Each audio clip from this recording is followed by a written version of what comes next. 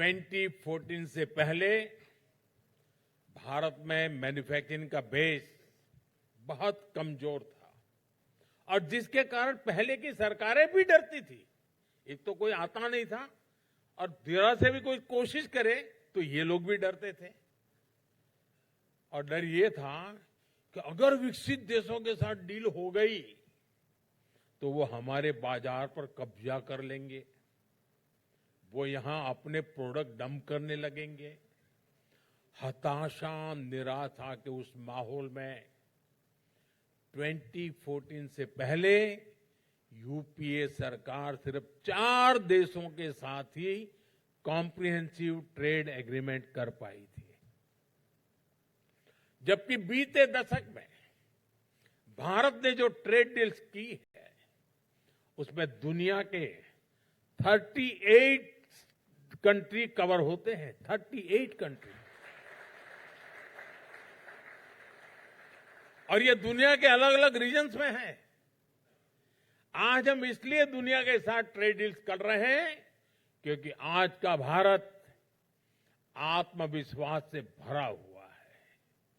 आज का भारत दुनिया के साथ कॉम्पीट करने के लिए तैयार है। बीते 11 वर्षों में भारत ने मैन्युफैक्चरिंग का एक मजबूत इकोसिस्टम देश में विकसित किया है। इसलिए आज भारत समर्थ है, सशक्त है और इसलिए दुनिया भी हम पर भरोसा करती है।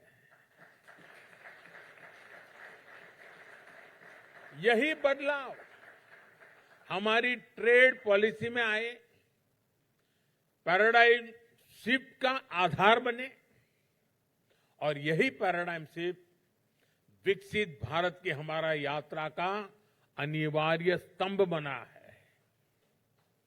साथियों, आज हमारी सरकार पूरी संवेदनशीलता के साथ देश के हर नागरिक को विकास में सहभागी बनाते हुए कार्य कर रही है। जो विकास की दौड़ में पीछे छूट गया, हम उसके विकास को प्राथमिकता दे रहे हैं। पहले की सरकारों ने दिव्यांगजनों के लिए सिर्फ घोषणाएं की, हम भी उसी रास्ते को जारी रख सकते थे, लेकिन ये सरकार की संवेदनशीलता का उदाहरण है। आप में से शायद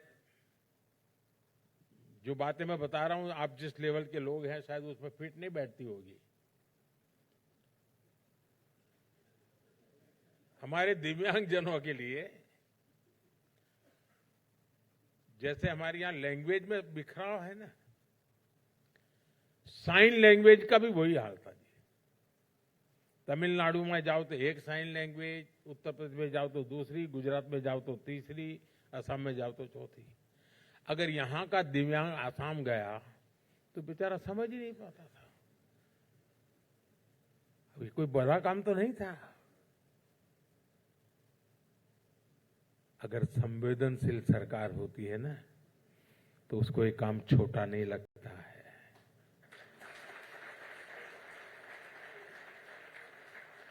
और देश ने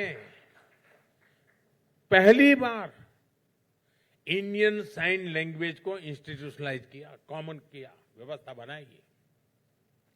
ऐसे ही देश की ट्रांसजेंडर कम्युनिटी कब से अपने अधिकारों के लिए लड़ रही थी। हमने उनके लिए भी कानून बनाकर उन्हें सम्मान से जीने का कवच दिया है।